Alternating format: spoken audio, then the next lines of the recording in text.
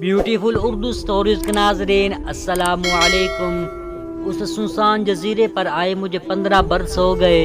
ایک دن جب میں صبح کے وقت کیبن سے کشتی کی طرف حسب معلوم اس طرف جا رہا تھا کہ بندوق میری بغل میں تھی، طوطا کندھے پر بیٹھا تھا، کھلی چھتری میرے سر پر تھی، دوربین گلے میں لٹکی تھی، داڑھی اور سر سیاہ سفید بال ہوا میں لہرا رہے تھے کہ اچانک میں حیران ہو گیا۔ ریت پر کسی انسان کے ننگے پاؤں کے نشان موجود تھے۔ میں غور سے انہیں دیکھنے لگا۔ سب سے پہلے مجھے ایک ہی انسان کے پیروں کے نشان دکھائی دیے۔ اس کے بعد آگے بڑھا تو کم از کم 3-4 انسانوں کے پیروں کے نشان موجود تھے۔ میں پیروں کے ان نشانوں کو دیکھ کر خوش بھی تھا اور حیران بھی۔ میری حیرانی کا سب سے بڑا سبب یہ تھا کہ پیروں کے یہ نشان تازہ تھے، جیسے وہ لوگ جن کے پیروں کے یہ نشان تھے تھوڑی دیر پہلے ہی یہاں سے گزرے تھے۔ میں ان نشانوں کو غور سے دیکھتا ہوا ان کے ساتھ ساتھ آگے بڑھنے لگا۔ لگ بھگ ایک لانگ فاصلہ طے کرنے کے بعد پیروں کے یہ نشان ایک چھوٹے ٹیلے سے ہوتے ہوئے اس کے پیچھے نیچے کی طرف جا رہے تھے۔ میں ٹیلے کے اوپر جھاڑیوں میں چھپ گیا۔ سمندر کے ساحل کے نزدیک مجھے کچھ لوگ دکھائی دیے۔ میرا دل تیزی سے سست دھڑکنے لگا۔ میں سوچنے لگا یہ لوگ کون ہو سکتے ہیں، اور پھر ساحل سمندر کے قریب کھڑی مجھے ایک کشتی بھی دکھائی دی۔ میں نے دوربین لگائی اور دیکھنے لگا۔ جو منظر مجھے نظر آیا وہ بہت خوفناک تھا، رونگٹے کھڑے کر دینے والا منظر تھا۔ وہ 6-7 وحشی آدم خور تھے۔ انہوں نے 14-15 برس کے ایک لڑکے کو پکڑ رکھا تھا۔ اس لڑکے کے ہاتھ پاؤں باندھنے کی کوشش کر رہے تھے۔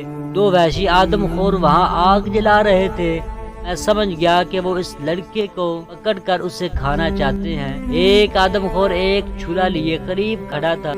میری حیرت کم ہونے لگی۔ اتنی مدت کے بعد انسانوں کو دیکھ کر مجھے ایک عجیب و غریب سی خوشی ہوئی، لیکن میں یہ بھی سوچنے لگا وہ تو اس لڑکے کو کھا جائیں گے، کیا مجھے انہیں روکنا نہیں چاہیے؟ حقیقت یہ ہے کہ میں ایک لمبے عرصے کے بعد انسانوں کو دیکھ کر بہت خوش تھا، اسی لیے میرے لیے فوری طور پر فیصلہ کرنا مشکل ہو رہا تھا۔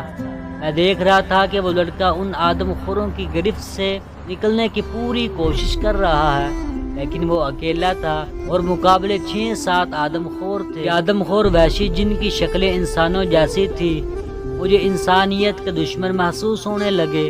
اس سے پہلے کہ میں کوئی فیصلہ کرتا میں نے دوربین سے دیکھا وہ لڑکا ایک زوردار جھٹکے کے ساتھ ان آدم خوروں کے شکنجے سے آزاد ہوا اور جس ٹیلے کے پاس میں کھڑا تھا اس طرف تیزی سے بھاگنے لگا۔ وہ میرے قریب آ رہا تھا اور آدم خور پاگلوں کی طرح اس کے پیچھے بھاگ رہے تھے۔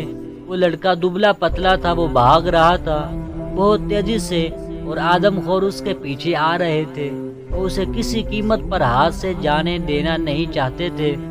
تیز رفتار لڑکا ایک بار ٹھوکر کھا کر گرا تو میرے دل کو دھچکا لگا، لیکن اس سے پہلے کہ وہ آدم خور اسے پکڑتے وہ تیزی سے بھاگنے لگا۔ اب وہ میرے بہت قریب آ رہا تھا۔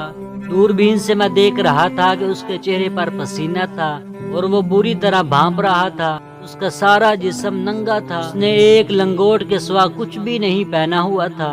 آدم خور وحشی موت کی طرح اس کا تعاقب کر رہے تھے اور وہ لڑکا موت سے بچنے کے لیے دوڑ رہا تھا۔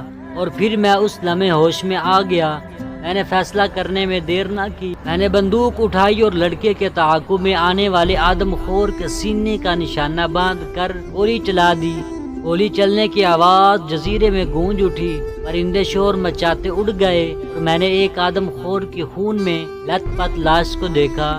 اپنے ایک ساتھی کو زمین پر مردہ دیکھ کر آدم خور گئے۔ اس دوران میں لڑکا بھاگ کر مجھ سے ذرا ہٹ کر کھڑا ہو گیا، وہاں پر رہا تھا۔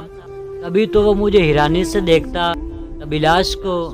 اتنے میں ایک دوسرا آدم خور لڑکے کی طرف بڑھنے لگا۔ میں نے پستول نکالا اور اس پر فائر کر دیا۔ میں خود بھی خاصا حیران ہوا کہ اتنے برسوں کے بعد بھی مشق کیے بغیر میرا نشانہ اتنا اچھا تھا کہ اس آدم خور کے ماتھے پر پستول کی گولی لگی اور وہ بھی اپنے خون میں لت پت ہو کر ریت پر گر گیا۔